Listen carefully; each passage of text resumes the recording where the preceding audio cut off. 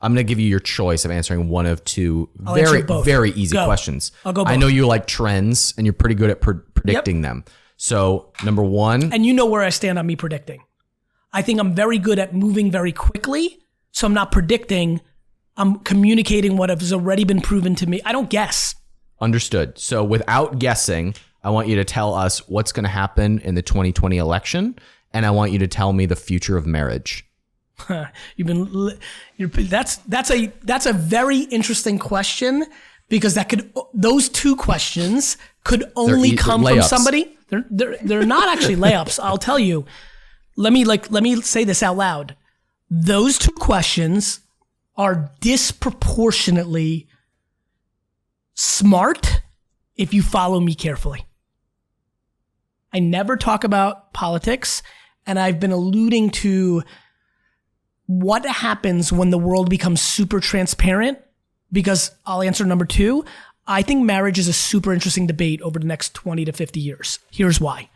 I believe this to be true. I believe that the shadows of our society, infidelity, prostitution, strip clubs, have been massively important to the current state of marriage, because they've given an outlet to, let me say this very clear, to both men and women. And by the way, no question, because of hardwiring, 85% men, 80, I don't know the data, but I live in life.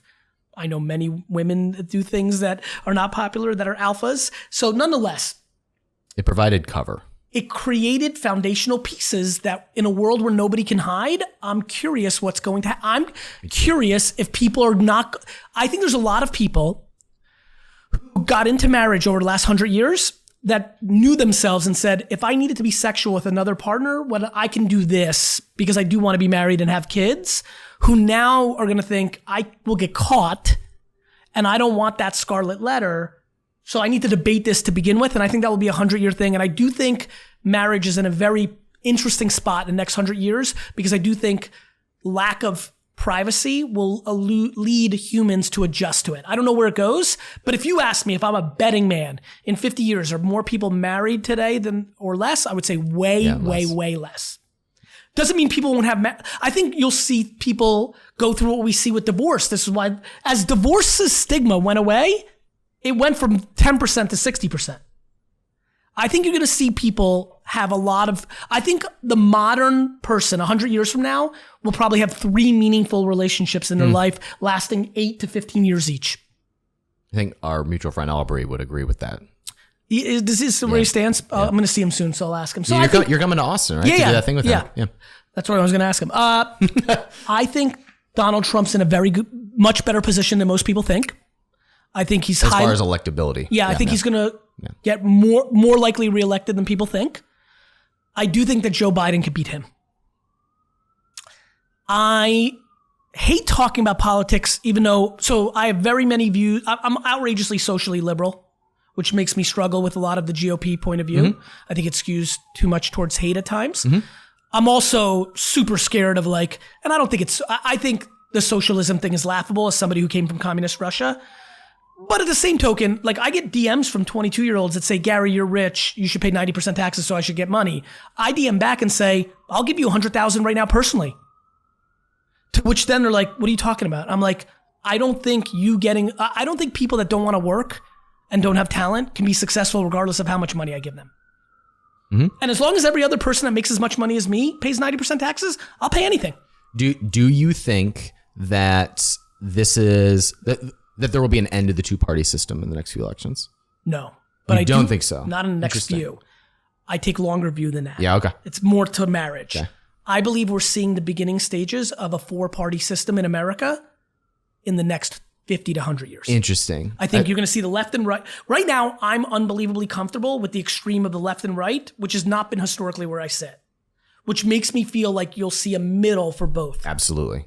And it feels not 3. I think it's 4. I think a left middle and a right middle. That's interesting. I feel like a Republican and Democrat Party of 1980. Yes. I feel like it's faster than that. It may be. But that's... I also think that America's in a funny spot where it needed to pay the piper in 2000. And this is funny that both the Republicans and Democrats bailed us out in 2008. Both Bush started it and then Obama finished it, Yeah. which I love because then both are responsible. They're both guilty. I think the great undermining of America, if there ends up being one, was that we didn't pay the piper in 08. Fuck yes. I'm sorry. I was an economics student during the crash and everybody was saying we needed to bail them out. And I was like, all we're doing is punting it for 10 years. And what punting I does- thought we were going to have like and a big punting- meltdown way earlier than now. what punting we did- continue to punt and we continue to which do that. creates really bad behavior. What is the source of that? I say the Federal Reserve and low interest rates. What I is? don't know. Okay. I love that I got to say that. I've been waiting for I don't know moment. I just got one. I don't know. I'm not I'm not educated enough. What do I really think? Collective softness at the highest levels. If I was the president of the United States when this all went down, I would have gotten on TV and said, we deserve this and we will get through this. But everybody bunker down and eat some fucking shit. God bless you. Because that's how you win. That's how you win. You don't win by fake environments. Everybody's so mad at these parents that paid for these kids to get into these colleges. That's what we did as a macro government for the whole country. We should have paid the piper. Amen, brother. I'm going to leave it on that one. Gary, Thank you, bro. thank you, man. Thanks for having me. That was fun.